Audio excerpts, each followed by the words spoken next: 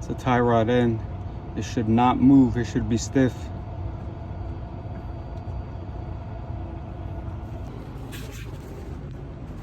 Oil change. New filter.